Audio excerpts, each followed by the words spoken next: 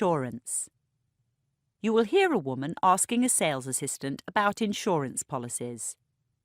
You have 30 seconds to read questions 1 to 6.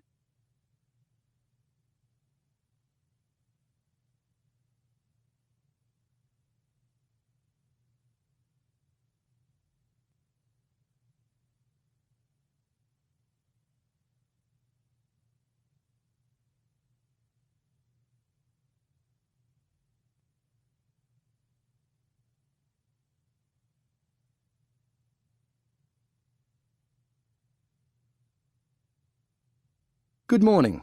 Take a seat. I see you've picked up some of our brochures. Yes, I've been reading the one on travel.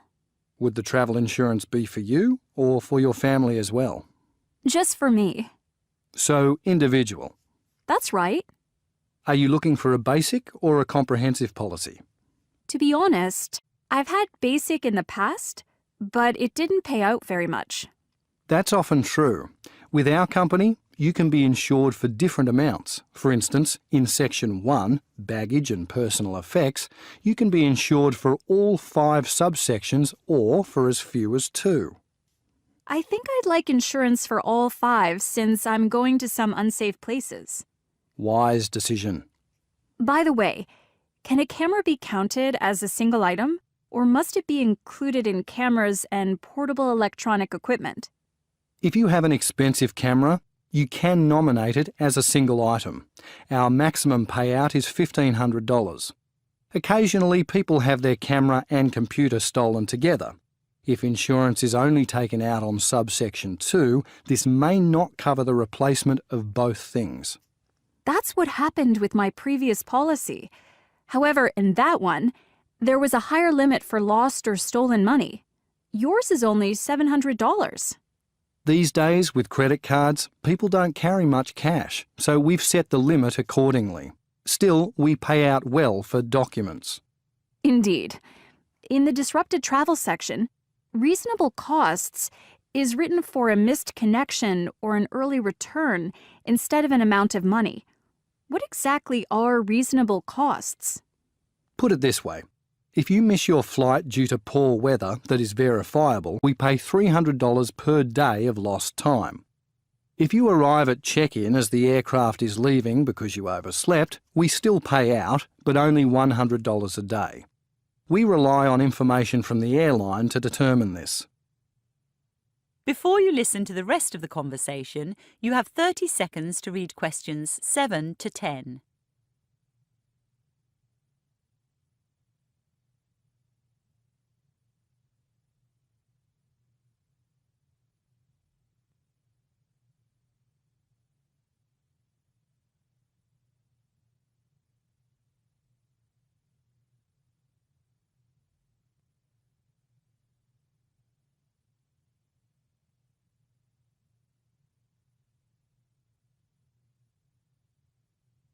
Are you also interested in vehicle insurance? Yes, I am. I'm about to buy a nice old car, a vintage Jaguar XJ6. Hey, I used to have one of those, although nowadays I prefer old motorbikes. Did you know you can insure a vehicle on its own, or you can include it in our multi-saver policy, along with your house and contents? Yes, I saw that. It's true I'm buying an expensive car, but I rent my house, so I'm not ready for multi-saver. I understand. Have you decided which level of cover you'd like for your car? Top cover. Are you sure? It is pricey. I know, but last time I had insurance, I wasn't covered for storm damage. Don't tell me that was just before the November hailstorm. Uh-huh. So I need storm damage insurance. Also, I'd like my policy to start as soon as I've paid for it. With my old one, there was a stand-down period of 2 weeks. Would you believe I backed into a wall just 3 days after I'd taken out the policy? Oh, dear. Then, I spent months fighting with the insurance company over the value of my car. I know it wasn't worth much, but it was relatively new. If you choose top cover, we agree on a value for your car and renegotiate each year to avoid disputes. Again, it's not as cheap as some, but the policy works out better in the long run. You now have 30 seconds to check your answers.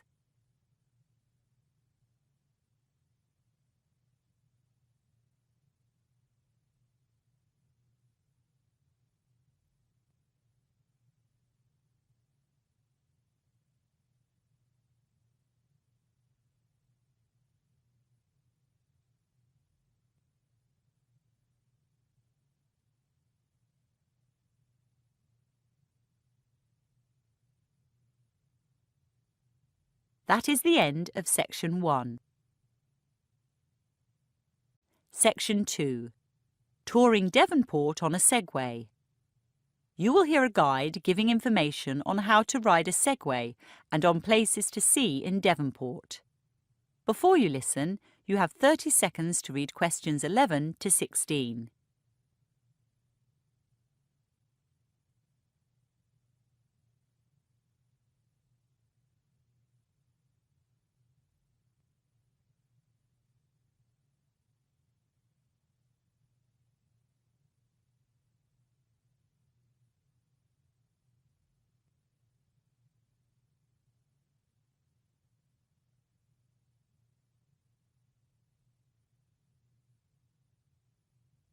Hi folks. Before we start, I'd like to check if there's anyone here under the age of 13. No? Anyone who's pregnant or who's just had leg surgery? Good. Our company isn't insured for these users. Now, I can see you're all eyeing your Segways with interest. They're curious beasts, aren't they? Battery-driven, two-wheeled vehicles often used in crowd control or postal delivery. I'll be giving detailed operating instructions in a moment, and then I'll outline our route. In 2.5 hours, we won't see everything in Devonport, but we'll take in much more than if we were on foot. In fact, the maximum speed of a Segway is 18 kilometres per hour. Righto. Safety gear. Here are your helmets. Please keep them on while riding. I hope you're wearing flat enclosed shoes as well. Actually, you can operate a Segway in any footwear, but our company insists on sturdy shoes because we explore tunnels and walk around rocks at North Head. So, riding a Segway is marvellously easy once you know how. It's important not to think of a Segway as similar to a bicycle or a scooter, since a Segway rider barely needs to exert energy to move. This concept of movement with minimal exertion seems foreign to some beginners, and most mishaps are the result of riders jerking backwards and losing their balance. Another mistake learners make is to hop off a Segway when they've stopped. But a Segway is as steady when stationary as when in motion, so don't dismount unless there's a place you can't ride into, like the tunnels in North Head or the French Café, where we end our tour. A Segway is also robust. It's quite light at 36 kilograms, and its low centre of gravity and wide tyres mean it can handle many different surfaces. In fact, I've been in the snow with mine.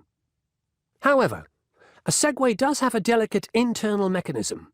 It contains a gyroscope, a device that's constantly moving to keep itself and you upright. OK, using the controls. First thing you'll notice is that there are hardly any. There's an on-off button and a screen indicating battery life and operational mode. We'll be using normal. So, let's turn on our Segways. Now, hold the post upright and place one foot on the platform. Push the on-off button. You'll see the red lights rotating while the gyroscope is calibrating.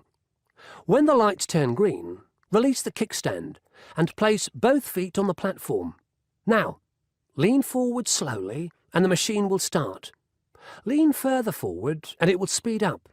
In fact, leaning is the way to control your Segway. Leaning, remember, not jerking. That'll make you fall off. Lean backwards and the Segway slows down.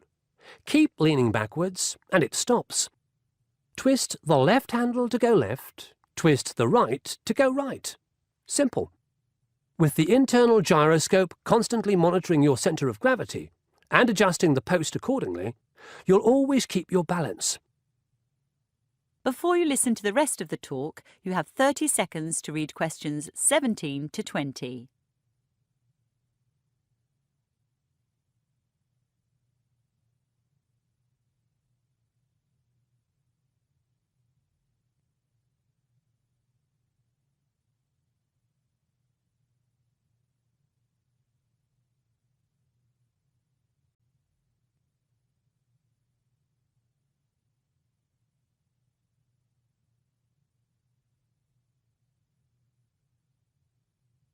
As I said earlier, we're in this lovely harbour suburb of Devonport for 2.5 hours, beginning at the wharf and ending up at the French Café.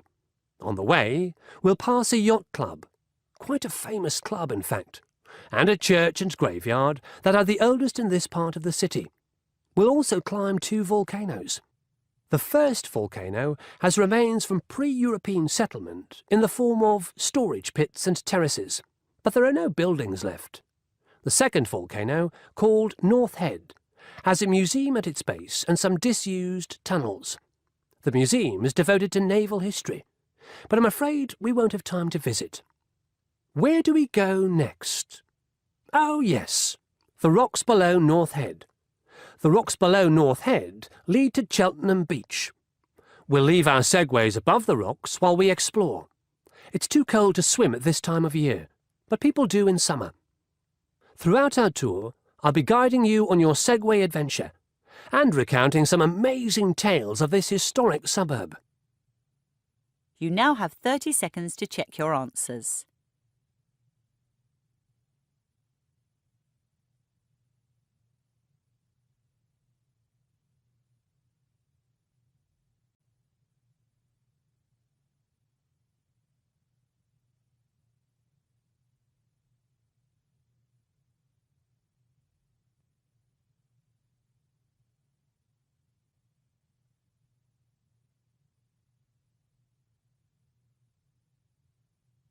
That is the end of Section 2. Section 3. Study Options. You will hear a professor talking to her student about his study options.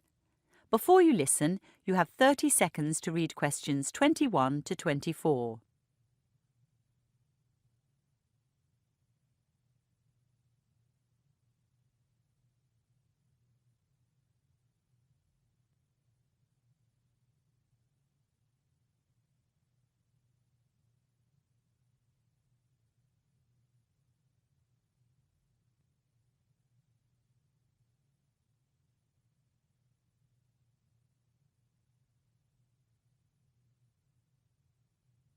Come in, Rangi.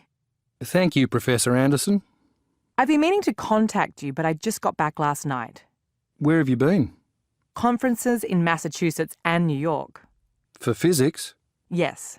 Great. I'm looking forward to attending conferences one day. I imagine that won't be so far away. I was extremely impressed with your classical mechanics exam. In fact, you were one of only 2 students out of 180 to get an A+. Wow. I really did enjoy the course. So how can I help you? I'm sorry to say it's a bit of a long story. You see, I've had to rethink my studies completely, and I wonder if I'm making the right decision. You're doing 2 degrees, aren't you? Science and arts. I was doing 2. I've decided to focus on science. Oh? It all came about because I wanted to study abroad for a year. I was thinking about Edinburgh. Firstly, I sought approval from the maths and physics departments. I wanted to take quantum mechanics and computer simulations at Edinburgh. Those are 3rd-year courses, right? Yeah. So I received approval from maths and physics. The stumbling block was the higher authority, the science faculty. When I submitted my application, it was rejected. What? It turns out that students who study abroad for a year can only do 1st or 2nd year courses or 3rd year courses in a subject that's not their major. I've never heard that before. Needless to say, the lecturers who approved my transfer hadn't either, and nor does the regulation appear on the science faculty website. That'd be right. This faculty is disorganised. So then I thought I'd take arts courses at Edinburgh and leave the 3rd year maths until I came back. I quickly got approval for 2nd year history and philosophy from the arts faculty. When are you heading off? That's just it. During this process, I began to think carefully about my studies. To be honest, the arts courses I've done were less challenging than the science ones, so I've decided to drop arts. Before you listen to the rest of the conversation, you have 30 seconds to read questions 25 to 30.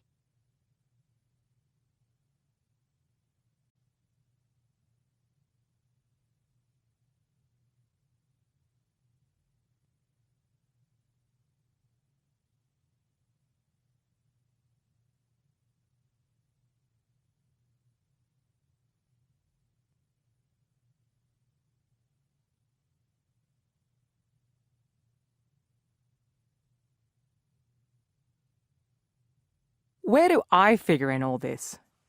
The first week after I'd made my decision, I felt fine. Without doing the arts courses, I could finish my science degree earlier. But this week, I've had some doubts. When I started the 2 degrees, lecturers in the science faculty assured me that these days scientists need a rounded education, which they get if they take some arts courses. I was even told I'd learn to write and think better if I did philosophy. I do think the claims made by some lecturers are dubious. Then there's the fact that now I'm going to be stuck here next year. I was so excited about going to Europe. It is disappointing to give that up. Still, the reason I wanted to contact you, Rangi, is that I'm looking for students to work 6 hours a week in my lab. It's paid work, not highly paid, but probably better than I'm working in a bar. Also, we've just bought a new laser, which you'd learn to use. That sounds excellent. As to going abroad, why not do your postgraduate studies in the US? There's some amazing physics being done in Massachusetts. If you like, I can send papers from the conference. Thanks. Of course, I'd be sad to lose you if you did go abroad, but an A-plus student like you has a very good chance of winning a major scholarship. Goodness, I've never even considered that. Personally, I think committing yourself to science is the way to go. Thanks, Professor Anderson. You've taken a load off my mind. Now I don't have to deal with Hegel or Leibniz. I've plenty of time to read those conference papers. You now have 30 seconds to check your answers.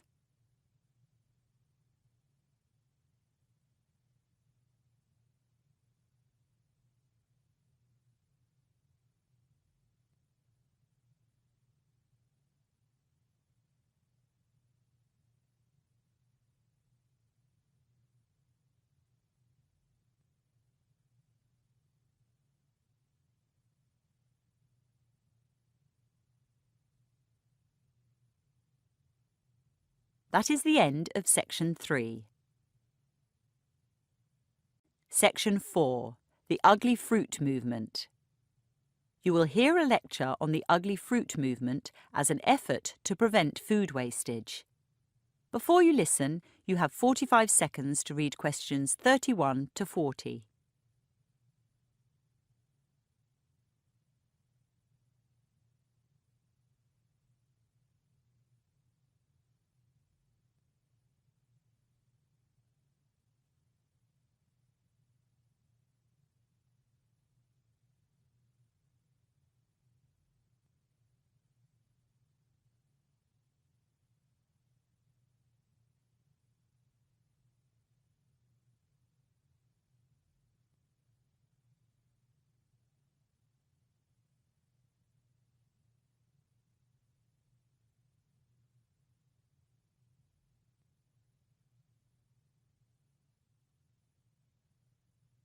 Good afternoon. I was in such a hurry I didn't have breakfast. I'd like to show you these apples that my neighbor grew. This one's fine, but this one's an odd shape. You certainly wouldn't find it on sale at a supermarket in this country, but it tastes great. Today, I'd like to discuss food wastage and a movement attempting to address the issue. There are ugly fruit exponents throughout Europe, but I'll focus on a group in Portugal called fruta feia, which means ugly fruit. But first, some statistics. According to the Food and Agricultural Organization of the United Nations, or the FAO, around 40% of food for human consumption is wasted globally. The direct economic impact of this is a loss of $750 billion each year. Meanwhile, every day, 870 million people worldwide go hungry. The environmental effects of food production are also astounding. In the U.S., it's estimated that the transportation of food uses 10% of the total U.S. energy budget. At the same time, food production consumes 50% of our land and 80% of our available fresh water. The single largest component of solid municipal waste, around 40%, is rotting food, and the gases that produces increase global warming. Surprisingly, food wastage in developing countries is as high as in developed ones. What differs is where the wastage occurs. In a country like Bolivia, Laos, or Zambia, food loss occurs after harvesting and during processing due to inadequate storage, poor transportation infrastructure, and warm climatic conditions, whereas in the developed world, wastage occurs at the retail and consumer level. Consumers seldom plan their shopping, which leads to overpurchasing, or the enormous variety of supermarket food encourages impulse buying. Furthermore, consumers are strongly advised by regulatory authorities to dispose of food that may well be edible, but which has passed its use-by date. This overly cautious labeling with use-by dates is something Frutafea has campaigned against. The complex food rules of the European Union began in 1992 and have fueled great discontent, especially in the UK, where journalists famously lampooned bureaucrats for banning bent bananas and curved cucumbers. After such criticism, the EU did reduce its list of rules for selling fruit and vegetables from 36 to 10. The difficulty lies with retailers that reject large amounts of food due to aesthetic considerations, believing spinach has to be completely green and tomatoes perfectly spherical. Any blemish, even one that doesn't affect the edible contents, signals an item's destruction. To reduce food wastage, the FAO recommends 3 things. Priority should be given to preventing wastage in the first place by balancing production with demand. Where there is surplus, reuse by donation to needy people or to farm animals should take place. Lastly, if reuse is impossible, recycling and recovery should be pursued. Back to Portugal and Frutafea. Portugal, in Western Europe, is a developed nation of 10.5 million people. It joined the EU 30 years ago. In 2011, however, it was severely affected by a debt crisis, and its economy is still shaky. As a result of the debt crisis, unemployment is high, and hundreds of thousands of people have left the country. In these hard times, many Portuguese are hunting for bargains. So enter the cooperative Frutafea, set up in Lisbon in 2013 by Isabel Soares. Frutafea has 3 aims: to feed people cheaply, to encourage EU rulemakers to overhaul use-by dates, and to subvert notions of both what is visually acceptable and what is edible. When surveyed, most people who join Frutafea also support local agriculture.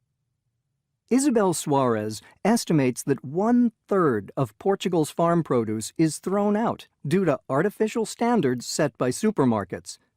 A farmer, Jose Diaz, who supplies Frutafea, said that from his annual production of tomatoes, 1/4 did not meet supermarket standards, so were dumped. Now, Frutafea buys his reject tomatoes at half the price he would sell them to a supermarket. Consequently, Frutafea's members also pay less for tomatoes than supermarket shoppers do. As to the myriad of regulations set by the EU, Frutafea does not contravene any. Its own produce is unlabeled and unpackaged. Despite this somewhat unglamorous look, it has sold more than 20 metric tons of food in Lisbon alone. Personally, even while the contribution of Frutafea and its 1,000 members is tiny, they are still, literally and metaphorically, eating away at the mountains of food that otherwise go to waste. And I salute that. That is the end of the listening test. You now have 10 minutes to transfer your answers to your answer sheet.